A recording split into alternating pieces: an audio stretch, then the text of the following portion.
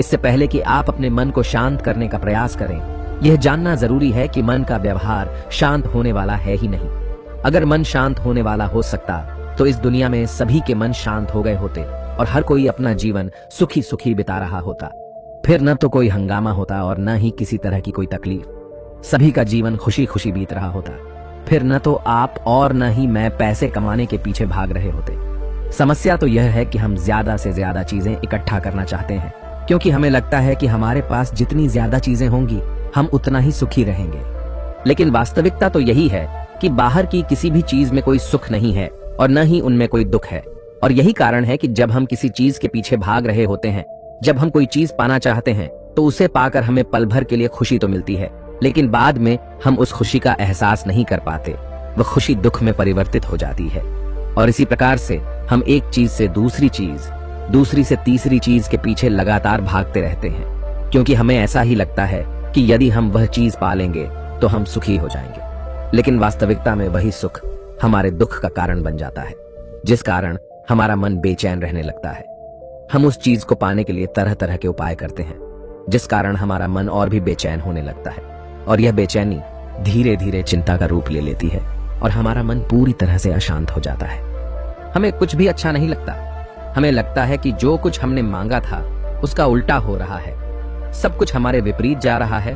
और फिर हम अपने मन को शांत करने के लिए ध्यान करना शुरू करते हैं, क्योंकि एक ध्यान ही वह मार्ग है जो हमें ज्ञान की ओर ले जाता है। वह हमें यह बताता है कि बाहर किसी भी चीज में कोई सुख नहीं है और न ही दुख है। दुख और सुख तो हमारे मन का भ्रम है। यह हमारे मन की एक उपज है, जिसके लालच में हमारा मन हमें यहाँ वहां भगाता रहता है। जैसे कि महीनों से भूखे एक भिखारी को अगर एक सूखी रोटी भी मिल जाए तो वह उसके लिए सुख है, वह उसके लिए अमृत है। और ठीक उसी के विपरीत यदि किसी धनवान के घर पर 56 प्रकार के भोग भी बन जाए, तब भी वह उसे खाकर तो दुखी ही रहेगा। यह तो उनकी मनस्थिति पर निर्भर करता है। इसे और अच्छे से समझने के लिए आज की जो कहानी मैं आपको सुनाने जा रहा हूं, इस कहानी के माध्यम से आप यह समझ पाएंगे कि हमारे मन की स्थिति क्या है और हम इसे कैसे नियंत्रित कर सकते हैं। तो चलिए बिना किसी देरी के कहानी शुरू करते हैं। एक समय की बात है, एक गांव में एक युवक रहता था जिसका मन बहुत ही अशांत रहता था। वह हमेशा तनाव में रहता। वह अपने मन को शांत करना चाहता था, लेकिन उसे कोई भी उपाय नजर नहीं आ रहे थे। उसके जीवन में कई प्रकार के दुख थे, जिनके कारण वह हमेशा तकलीफ में रहता, तनाव में रहता। एक दिन उसे पता चला कि उसके गांव में एक बौद्ध भिक्षु आए हुए हैं, जो सभी को दुख और सुख पर उपदेश दे रहे हैं। वह युवक तुरंत ही घर से निकला और उनके आश्रम जा पहुंचा। वहां पर पहुंचने के बाद उस युवक ने देखा कि वह बौद्ध भिक्षु सभी गांव वालों को उपदेश दे रहे थे।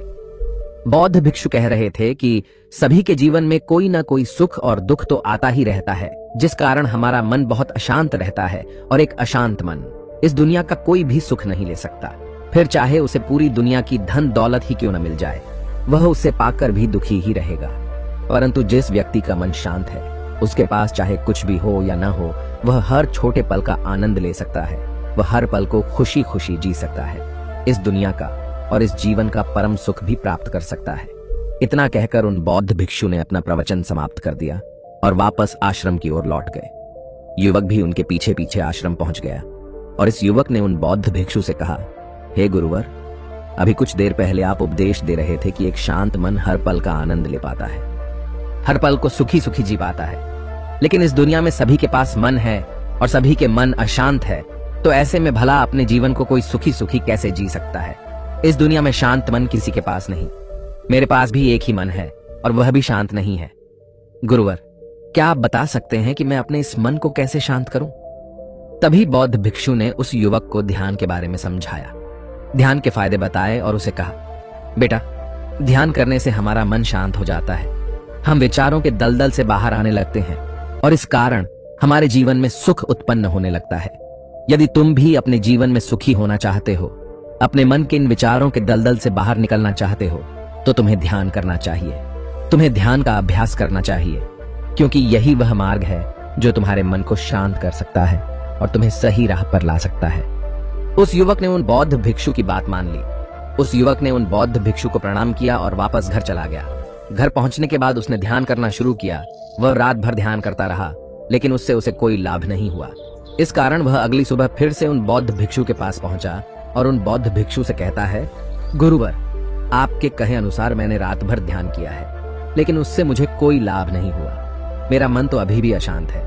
आप तो कह रहे थे कि ध्यान करने से हमारा मन शांत हो जाता है। तभी वह बौद्ध भिक्षु उस युवा से कहते हैं, ध्यान कोई एक बार करने की चीज नहीं है, ये तो अभ्यास है और धीरे धीरे समय के साथ मन शांत होता जाएगा।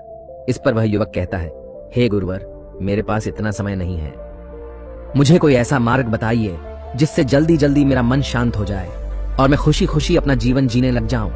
ऐसे तो मेरा बहुत समय बर्बाद हो जाएगा। मुझे कुछ ऐसा बताइए गुरुदेव जिससे मेरा मन आज के आज और अभी शांत हो जाए, जिससे मैं सुख की अनुभूति कर पाऊं, मुझे सुकून मिले। उस युवक की यह बात सुनकर बौद्ध भिक्षु मुस्कुराने लगे।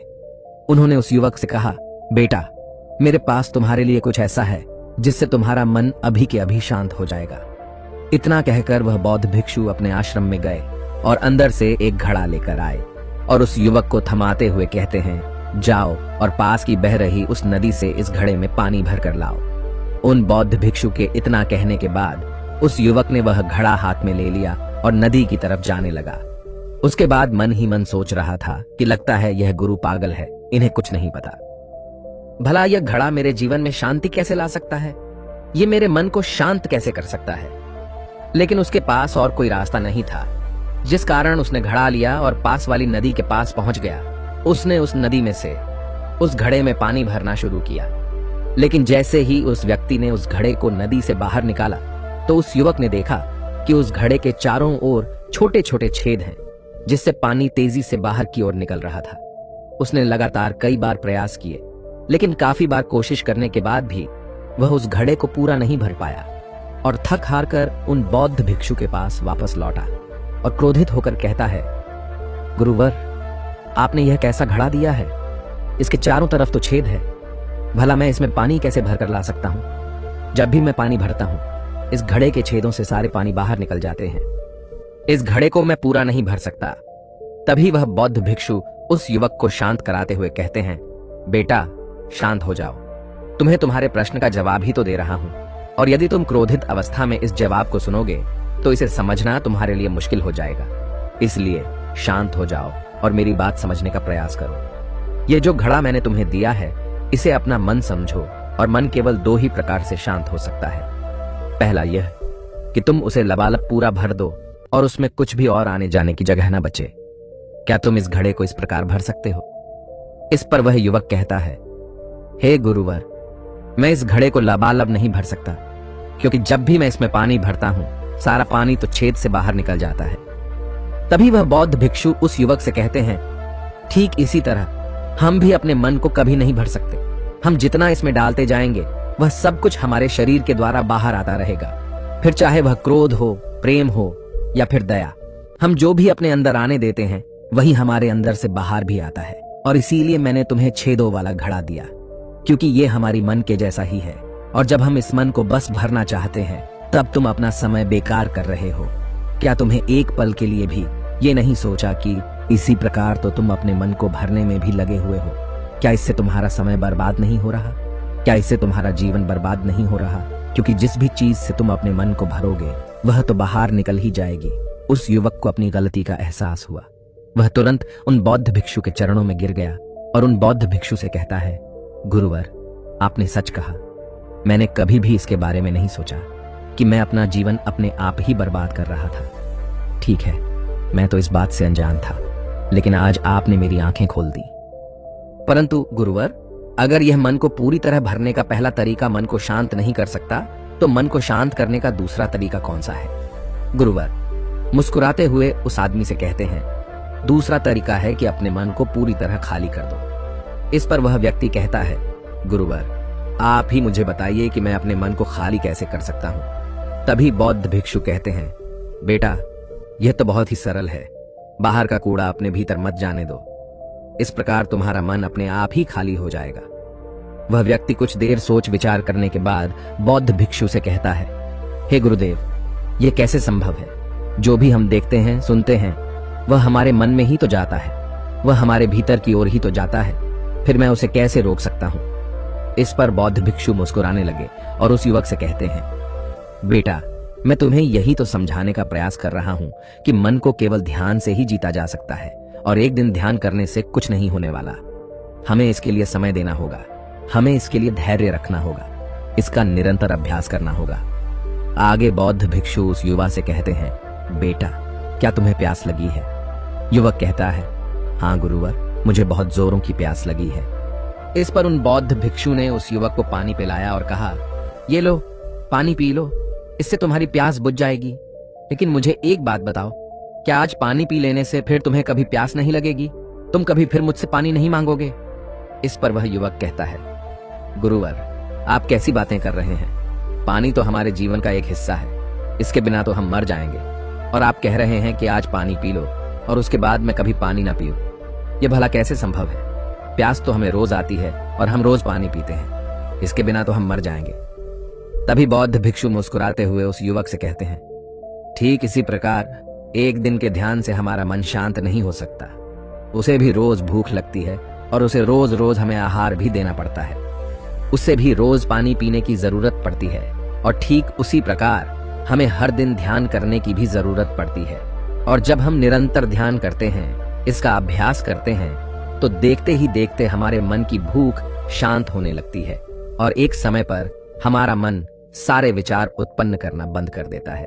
तब वह बाहर से कुछ भी ग्रहण नहीं कर पाता और जो कोई भी विचार हमारे भीतर है, वह सारे विचार देखते ही देखते समाप्त हो जाते हैं। और इसी प्रकार धीरे धीरे हमारा मन शांत होने लगता है। आगे वह बौद्ध भिक्षु उस युवक से कहते हैं, बेटा तुम ही तो कह रहे थे कि तुमने रात भर ध्यान किया है, लेकिन उसके बाद भी तुम्हारा मन शांत नहीं हो रहा। बेटा तुम चाहो तो 1 घंटे के लिए ध्यान कर सकते हो, चाहो तो पूरा दिन भर तुम ध्यान करो, लेकिन इसका लाभ भी तुम्हें उतना ही मिलेगा। अर्थात मान लो तुम 1 दिन के लिए ध्यान करते हो तो इससे तुम्हारे मन को भी शांति केवल कुछ समय के लिए ही मिलेगी। ये हो सकता है कि वह 1 घंटे के लिए शांत रहे या फिर केवल कुछ क्षणों के लिए, लेकिन वह शांत अवश्य होगा।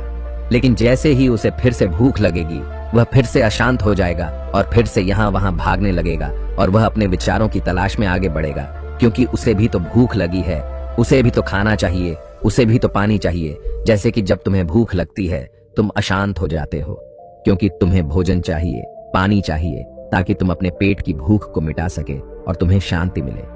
इस पर वह युवक कहता है, आप सत्य कहते हैं, मैं ही गलत था, मेरी ही गलती है। मैं अपने मन को अवश्य शांत करके रहूंगा, फिर चाहे इसके लिए मुझे कितना भी समय क्यों न लग जाए। मैं भी उस सुख को प्राप्त करके ही रहूंगा। मैं इस खाली घड़े में पानी भरकर अपने जीवन को बर्बाद नहीं करना चाहता। मैं अपने मन को शांत करके ही रहूंगा। मैं अपने मन को पूरी तरह से खाली कर दूंगा। इतना कहकर उस युवक ने उन बौद्ध भिक्षुओं को प्रणाम किया और वापस अपने घर की ओर लौट गया। दोस्तों, हम लोगों के जीवन में भी कई प्रकार की समस्याएं हैं और हम उन समस्याओं का समाधान करना चाहते हैं, और अंत में हमें जो मार्ग मिलता है वह ध्यान है।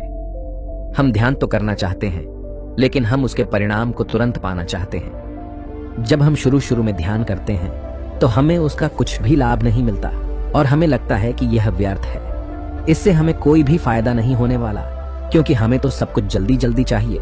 लेकिन वास्तविकता तो यही है कि ध्यान सब्र और समय मांगता है और साथ ही उसे शांति भी चाहिए। परंतु हम इतने अशांत हैं कि हमारे भीतर ये तीनों चीजें नहीं हैं।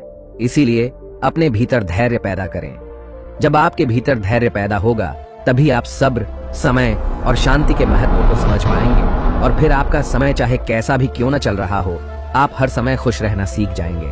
अगर आपका मन अशांत है तो यह किसी और के हाथों में नहीं है कि वह आपके मन को शांत कर सके। यह तो आपके हाथों में है कि आप अपने मन को किस प्रकार और कितनी देर तक के लिए शांत कर सकते हैं।